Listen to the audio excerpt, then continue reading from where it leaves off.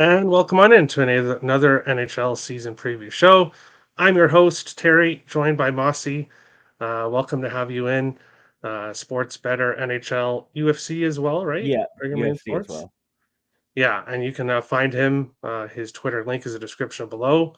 Free plays. So that's great to see free plays from you all the time. Yes. So make sure to go give him a follow.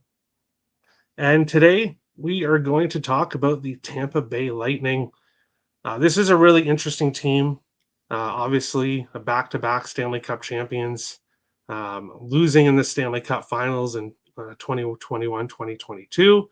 And last year, five fewer wins from the year before, but a 12-point difference in the standings and losing in the first round for the first time in 4 years was the Lightning. And now we look at their offseason here, subtracting Corey Perry, Ross Colton, Patrick Maroon. Those are three guys that play a similar role, but an important role, a physical fourth line role. Pat Maroon, I'm excited to have him in Minnesota. Great locker room guy. So I'm really excited for that, actually. Alex Killorn, another one of the Cup championship players has left. This Lightning team continues to have turnover each year. Ian Cole, I don't really think Tampa's going to miss him all that much. No. Um, he's like a depth player at this point in his career. Brian Elliott, who was great for overs. Whenever Tampa Bay was playing and Elliott was in net, you wanted to take the over. That was a great bet during the season. And Pierre Edward Bellemare gone as well. When you look at additions, um, there's not a whole lot here. Connor Sheary's a good addition. Uh, um, Josh Archibald, Luke Glendening, Logan Brown, Calvin DeHaan. I'm not really too fond of. I don't think that. I think he should be kind of a seven or eighth defenseman at this point. And Jonas Johansson will be the backup here in Tampa Bay. I'm looking at what I'm seeing here, additions and subtractions, and I'm thinking overs. I do see more overs, team total overs when Vasilevsky's not in net. I'll be looking at definitely at the overs and team total overs for the opponent. Mossy, additions, subtractions, not a whole lot here compared to some other teams. What do you think about Tampa's offseason so far? No, you're right. Not a lot going on here. I will say, losing Alex Killorn probably stings a bit. They tried to fill that in with Connor Sheary, I would say, but I mean, I don't think you can fill in Alex Killorn's role too well. Like he produces quite well, but again, at the same time, Tampa has no cap space, so they can't even afford to pay him. Corey Perry and Pat Maroon, like you said, they kind of play the similar role. I'm kind of surprised they let Perry go, only because I still do think Tampa's a playoff team, and he has shown that he contributes well in the playoffs and comes up in big moments. And for, like you said, the additions, not much going on there. A lot of players, kind of third, fourth line mix, maybe not a lot going on. Sheary's interchangeable with second and third line, I'd say, which but yeah, not a lot going on there. Brian Elliott out the door. You said every time he's a net, bet the overs. I agree. He had like a 891 save percentage, just did not look great. And yeah, I don't see much going on, but hopefully Connor Sheary, Luke Glendenning's a good fourth line centerman. He serviceable, I'd say. But yeah, not a lot going on. Logan Brown, he's made a few pit stops now, and hopefully he can get the things together. But we'll see. For sure. And when looking at Brian Elliott and Jonas Johansson, I don't think it's hard to say exactly how big of a step up or down it's going to be. But Johansson has not shown me in his NHL career so far that he's a goalie that you want to back. Yes, he had some moments with Colorado, but that was when Colorado was at their best. And this Tampa Bay team, we'll get to it here going into the next few segments. I'm not as high in Tampa Bay as I have been in the past. I think this team, and right here, additions and subtractions shows it, is going to start taking a step back in a really tough division. But yeah, I do agree that, there. I do want to touch on yeah, one thing though. Losing Ross Colton, I don't think that's very good either. I mean, he was pretty serviceable as well. That's going to hurt them a bit. It's just interesting to see what the third and fourth line is going to be doing. Because obviously the yeah, first and second's going to pick up their points. But yeah, for sure. Taking a look at upcoming free agents, and I think Tampa Bay has one of the smallest upcoming free agents list that there is in the NHL. Basically, Stamkos, UFA, and basically after that, I could see everybody else leaving. I don't really necessarily think that they're going to be tied down to everyone else. Hayden Fleury at the right price, they might bring back, but I can see them moving from Dahan, Bogusayan. Alex Barbelay's never really he got he's an there. He had interesting one. I potential. agree. He's an interesting Yeah, he one. He had has so much good potential. AHL numbers, but they're not doing much with him. Yeah, he's never just been able to get there in the NHL. So Hugo Alphanet, RFA, they'll resign him. There won't be any issues there. But basically, his picture is down here at the bottom. Stamkos, that is going to be the biggest um, focus in the offseason here for Tampa Bay. Mossy, what do you think here? Yeah, Upcoming free Stamkos, like agents. you said, that's definitely the biggest focus going on. Um, Alex Bear-Brule, like he's had good AHL numbers this past season, but I think he only played in a couple NHL games this year. Didn't do much, so it's interesting. He's on league minimum, so it's kind of interesting what they do there. Yeah, they have no cap space, but it's I don't know. We'll see what happens there. Zach Bogosian getting older. I don't know. I can see him leaving. Kelvin DeHaan, same thing. The goalie, I'm not even sure who that goalie is, so they'll probably Yeah, I resign an just said AHL goalie. depth prospect. Yeah, They'll sign him to a minimum, whatever. yeah, No issues there. I agree there. Yeah, but Stamkos is the main concern, I would say, Yeah, for for sure. sure. And I can see him. He'll probably, if I had to guess, he's going to have a pretty decent season and probably lock up something kind of long term. Yeah. Meaning, what I mean by long term is something I could see something like 5, 6 years and just stay in Tampa, and that's it. Yeah, there was that time when he was thinking when it was possible maybe he was going to go home to Toronto and all Toronto fans were getting Yeah, excited, but I think that's time's past. I think after he's going to stay in Tampa Bay, I think. I think you're yeah, right there. But moving on along to possible lineup here. Um, the top line, no surprises. Point, Stamkos and Kucherov. Hagel, Sorelli, Janot on the second line, Esimont, Paul, and Sheary on the third, Brown, Glendening, Archibald on the fourth, Barberley, scratch currently. The defense, Hedman, Perbix, I like both of those. Sergachev, Cernak, I like both of those. Tampa Bay's defense is still pretty good until you get to that third pairing. I think there could be some scary moments there. I bring Flurry up and even Radish. I wouldn't have Dehan and Bogasign in my starting lineup if I was coach, but we'll see there. Vasilevsky, another year older. And that's the main thing here with Stamkos and Kucherov and Vasilevsky. They're all getting another year older, and they played a lot of hockey. So, Jonas Johansson, as I said earlier, I'm not too high on. So basically, I like the defense. I do still like that top line. Um, question marks in the bottom two lines. Um, that second line, Jeannot didn't have the best year last year. After a full season now, his first full season in Tampa, um, does he get it together here in year two? Tampa needs him to, because if that second line is a no-show, and it's only the first line that's showing up offensively, this team could be finding themselves on the bubble in the playoff race in a really tough division.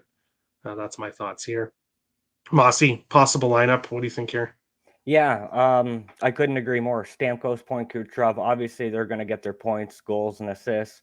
Hagel, Sorelli, and Janot. You said it well. Janot didn't have a good season last year. I do think Sheary's interchangeable with him. So depending on how that works out, I could see that flipping back and forth. But the third and fourth line, they're going to really have to show some sort of production, considering what they lost.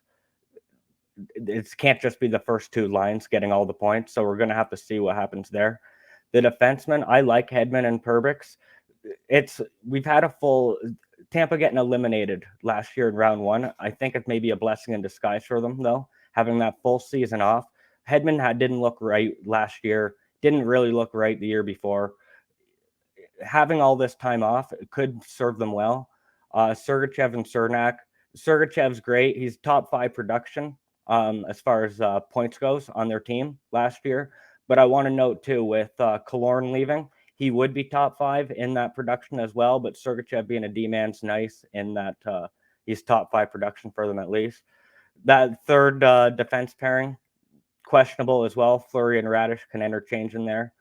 Vasilevsky, he had a good season last year, but from what we know of Vasilevsky, it wasn't the perfect season. He still had a .915 save percentage, I believe, and which is good, but not Vasilevsky's numbers. But I don't think we have really anything to worry there, obviously. And Jonas Johansson, he AHL goalie. Served some time in the NHL. I think he played 3 games last year. He's probably better than Elliott, if we're going to be honest. How much better, I don't know, but it is what it is. I can agree with that. And like you just said, and Ian mentioned it on the Montreal show yesterday at the end there, is that this Tampa Bay team that's been going and making these long Stanley Cup runs got eliminated in the first round last year. So they have a little bit more rest compared to what they've had the last few years. So we could see a more rested and more energized Tampa Bay Lightning team early on in the year. That's something to look at here. I would like to note as well, their October schedule, 6 of their 9 games in October at home. So if they can get off to a pretty good start in those 6 home games that they have in October, that might put them, up a bit in the standings to start out, which would be nice for their sake, because who knows, like you said, come playoff time, if they're even going to where they might be in the Atlantic anyway. So those 6 home games are quite important, I think, to get a jump on that early. For sure. We'll take a look at future bets for this Tampa Bay Lightning team. Point total, 96.5. They had 98 last year. As I said, 110 the year before. And then the previous full 82 game season, they had 128. So they've kind of been stepping downwards the last few years. And 96.5, that's one fewer win. I would put them at 96. Make the playoffs. Obviously, no value at minus 190 to make the playoffs. Plus 155 isn't enough for me to jump on. I'm not ready to say that this Lightning team is going to miss the playoffs. I do think that it's going to be closer this year. As I said, they're in a really tough division, and I think it might be a bit closer for them. But I'm not ready to say that they miss the playoffs altogether. I'm not interested in the President's Trophy, win division, win conference, or win the cup with this Tampa Bay Lightning team. As I said, there's other teams that are younger that have a ton of skill as well. And I just think this Lightning team, as they get older, will continue to digress, in my opinion. Not really on any of the player props here. Like you were saying about Stamkos, he could very well have a good year in this contract year. And let me bring it up. Let's see. Stamkos had 84 points last year. So 80.5, if he stays healthy the whole season, I think he can hit that 80.5. Vasilevsky wins at 32.5. He had 34 last year. Is Tampa really going to give Jonas Johansson that many starts? Or is Tampa going to continue on doing what they've done for quite a few years now and basically being Vasilevsky's net for the most part? He started in 60 games last year. So I would potentially look at the over in the wins, but with the situation as I feel this Tampa Bay team could be taking step down, I'm not going to take the Vasilevsky wins. Who will have more points? Florida or Tampa? Florida's going to be really injured to start the season.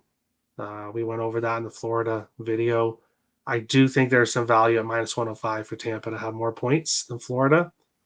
But I'm not too high on this Tampa team, so I'm not going to pull the trigger on that. Basically, my favorite bet here would be Stamkos points over. That's where I go here. Mossy, what do you think here? Future bets for the Lightning? Yeah, point total 96.5. I can see a bit of regression here just based off the exits and what happened over the offseason and everything. So I don't know. It'll be close. It's just the division's so tight with Toronto, Florida. We'll see what happens with Boston, teams like Buffalo, Ottawa. Who knows? It's tough to say, really. Make playoffs. There's no value there, like you said at all. I have no interest in President's Trophy, win division, win conference, or Stanley Cup. Those, I can't, none of those are going to happen. I mean, the price tags do look nice, obviously, but I think you're just throwing your money away. Point goals, 38.5. Possibly. I mean, it's tough to say. One thing I will say, though, is going down to Kucherov with his goals, 34.5. Him and Stamkos each hit 11 posts last year, which is something to keep note of. Because, I mean, if those go the other way, Kucherov's looking at, 40 goals or so last year. So I can see something there if those posts go the other way. I do like the Kucherov goals. Stamkos points too, being the contract season, could have a good one. Vasilevsky wins. Johansson, like you said, how many games is he going to play? Maybe 20. I'm not sure. Can you count on Tampa Bay really getting that many, giving Vasilevsky that many wins? I mean, we'll see. Vasilevsky can hold his own too. He steals games for them. Vasilevsky to win the Vezina? I don't think so. And who will have more points? I think Florida will have more points, but the division's so close. It's pretty much a coin flip at that one. The price indicates that as well. So I don't really have any bets currently, but I do like the Kucherov goals and the Stamkos points just because they both had their chances last year with hitting 11 posts each. So if that went the other way, we're looking probably at a different number here. Yeah, for sure. Point goals at 38.5. He had 51 last year. So the 38.5 seems like a low number. Yeah, it does. It's intriguing, but I don't know. I don't really even know why that is so low. I think it should be maybe 40 something, but Yeah, and you know what? Some people love future bets and they will go and they will bet all of these. So if you're really into future bets and you don't mind having a minus 115 bet throughout the whole season, um, then hey, go for it. But yeah, I'm not getting involved here, officially pulling the trigger on anything for the Lightning. And that is the Tampa Bay Lightning show. Thanks, Mossy, for joining me. And everyone, make sure to follow Mossy at Mossy Bets. And thanks for coming on. yeah, appreciate that, Terry. Thanks for having me. Okay. And next up to talk Tampa Bay Lightning is Nicholas Earl from Earl Sports Bets. Of course, you can find the link to his Twitter in the description below. So make sure to go and give him a follow. Nick, welcome in to talk the Tampa Bay Lightning. And we'll just jump right into it here. And I'll ask you your thoughts on the additions and subtractions for the Lightning. Yeah, Connor Sherry is the first name that pops up there for the additions. He's going to be a depth guy. He's probably going to be a third line winger in between with Nick Paul and Mikey Esamoah on that third line. It's not a bad addition. I liked him in Washington. He was a grinded out type of player, nothing crazy. Josh Archibald, it felt like he never fit in Edmonton. Maybe Tampa Bay is the place that he can fit in. He'll be a fourth line guy. Basically, what they got is a bunch of depth. Calvin DeHaan is probably going to be a healthy scratch most of the time. Jonas Johansson's your backup goaltender, which there just means that we're going to see a lot of Vasilevsky this season. Luke Glendening is another fourth line guy. He's going to be a fourth line center. So really, they just addressed their fourth line kind of there, and that's because they lost Corey Perry, they lost Ross Colton, they lost Patrick Maroon, which those were their third and fourth line guys. Alex Killorn, I think, is going to be a decent loss. He was good, but I mean, the price that they were going to have to pay for him to re-sign him probably wasn't worth it. He signed a big contract with Anaheim, Killorn. And I think the only reason that he got that type of money is because Anaheim was just trying to spend money to get up to the cap floor. So Ian Cole, that's going to be a decent loss in that blue line, which that blue line's taking a step down over the last couple of years. And generally that happens when you make a few cup runs and things along those lines. When you have to pay players, you generally have to lose a couple as well. Pierre-Edmond de Belmar, he was a nice little fourth line guy. I liked him with Tampa there. And then Brian Elliott, he's basically Jonas Johansson. So, yeah, they lost a little bit, but with that being said, this team still has a decent core that they've had for the last few years, and they didn't really lose many of their core pieces there. So, overall, they probably decreased a little bit, but nothing crazy. All right. I totally agree with what you said about Vasilevsky. And that's something to keep in mind looking at the future bets, which we'll get to in a bit, is that Vasilevsky is probably going to play 60 games like he did last year. Yep. So that's something definitely to keep in mind. And of course, Tampa Bay being fresh off the first round exit as well. Upcoming free agents. I think Tampa Bay Lightning have the smallest list of upcoming free agents in the NHL. Couple guys are RFA guys that I added in here, Logan Brown and Hugo Alphanet. But Nick, what do you think here? What is the most important thing that Tampa is going to be focusing on the offseason here? I know everybody's going to look at Stamkos there. Keep in mind, Stamkos is 33 years old, which is not overly too old. Obviously, we've seen players play into the late 30s, but if he resigns, it's not going to be more than 2-3 years. So he's somebody where he is getting up there in age. Is he going to resign in Tampa? Most likely. May he take a pay cut to stay in Tampa to finish out his career? Maybe, if he sees the team contending. Definitely, he's your most important one.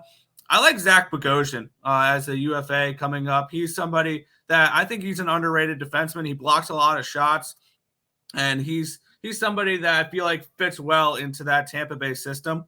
So I think Zach Bogosian and Steven Stamkos were the two I circled on this one here. The goalie, I have no idea who that goalie is, honestly. And the forwards are probably just depth guys that are usually healthy scratches or in their minor leagues. So nothing crazy here. Obviously, you mentioned they have the smallest amount of free agents. So, and that is because when you look at this team, points signed till 2030, Kucherov till 27, Hagel till 32, Cirelli to 31, Janot to 25, Sheary to 26, Paul to 29. They have their top three lines signed for the next few years. So they have their core locked in a decent amount. So they don't have many to go, many to sign here. And I think Stamkos may take a pay cut and may only be 2-3 years because he's starting to get up there in age. For sure. And when we get to tomorrow's team, you'll notice that the list is a lot longer in upcoming free agents. So it obviously varies team by team. Of course. In fact, tomorrow we'll probably get to the biggest list of upcoming free agents in the Toronto Maple Leaf show. So, of course, make sure to stay tuned to that.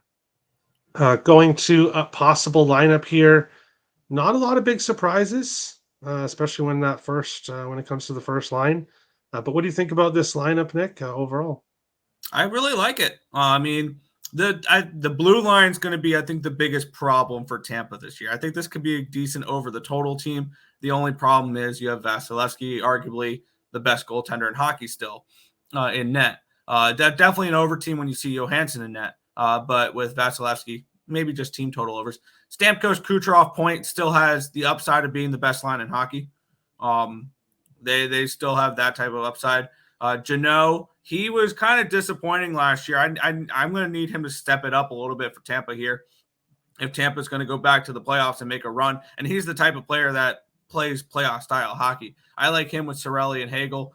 I like Estenwan there. We saw him in San Jose have a decent little season last year, and then he got moved over, and he looked decent with the Lightning, and he got hurt during that playoff series, which I think really hurt Tampa Bay in that playoff series as well. I like Nicholas Paul. Connor Sheary is a grinded out type of player, and that fourth line I think can be a really grinded out type of line as well. Where you get to the biggest question mark is the defense. Hedman is still an elite top 5 defenseman in the league. I don't think anybody's really just saying that.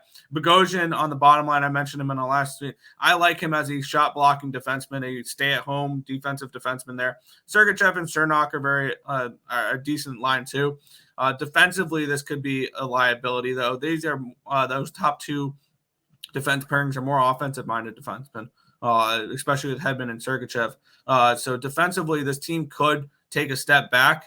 I wouldn't be surprised if they're big favorites. You can look at team total overs the other way. When you get like big dogs, team total over 2.5, I think can hit pretty decent against Tampa Bay. But I think this forward group makes them a top 10 team in hockey for sure. Tampa, I don't think they're going to fall off like some people do. I still think this is a really strong lineup. Defense is a big question mark. Backup goaltending is a question mark. Other than that, I like them. All right. And the final segment of the show is future bets for the Tampa Bay Lightning. Looking at the couple props there, point goals is at 38.5. He had 51 last year. So I don't know if the books are expecting him to take a big step back or what. But Stamkos points, he had 84 last year, 80.5 this season. And Vasilevsky wins is at 32.5. He had 34 in 60 games last year, which was considered a little bit of a down year for him, even with the 34, 22, and 4 record. So the odds here, Nick, what do you think about the future bets for the Tampa Bay Lightning? Yeah, when you look at Tampa here, I'll take a look at that Vasilevsky number. 5 of the last 6 years, he's gone over 32.5. I think Vasilevsky over 32.5 wins is probably a better bet than they're over 96.5 points because you're relying on Jonas Johansson to get you wins with the full game, with the full team total there. But I kind of lean towards Vasilevsky over on wins there. I like Tampa Bay minus 105 to have more points than Florida. I think Florida takes a step down this year. I think the injuries in the beginning of the year is going to have them on a rough start for Florida and Tampa. I think having been knocked out week 1 in the first round of the playoffs last year, I think that's going to light a fire underneath their ass. And I think that this Tampa Bay team is going to be good again. Obviously, there's no value in to make the playoffs at minus 190, but I think they do make the playoffs. They're one of the teams I have circled to win the cup. And I know they're one of the 2 Eastern teams. I have 4 teams circled that I want to take cup futures with, and the Tampa Bay Lightning are one of them. I still think this is a team that we've seen they made the cup 3 straight years in a row, and they have one down year. I think that they can easily make it back to at least the Eastern Conference Finals. I think this is a team that come playoff time, they just have to make it in. So I wouldn't take them to win the division or anything along those lines. President's Trophy, no. But as long as they make the playoffs, I obviously have the experience and they have the talent to make a deep run. So they are one of those teams that I would have to win the cup at 20-1. I don't really say it too often, but I have to agree with you, Nick. Shockingly, I have to agree with you there. But yeah, because they're going to be fresh. They're going to be fresh this year, and the experience making it to the cup final. Some other teams that are taking a step up this year don't have that experience. So that's definitely something to keep in mind. But thank you, Nick, for coming and talking about the Tampa Bay Lightning. Appreciate it. Thank you, everyone, so much for watching this NHL season preview show. Make sure to hit the like and subscribe buttons as we continue on breaking down all 32 NHL teams, which will lead to the regular season when the Getting Wild with Terry and Friends NHL betting show will return. Thank you, everyone, for watching. Of course, make sure to follow everyone in the description below that was on today's show to show them some support. Thank you, everybody, for watching, and we'll see you on the next show.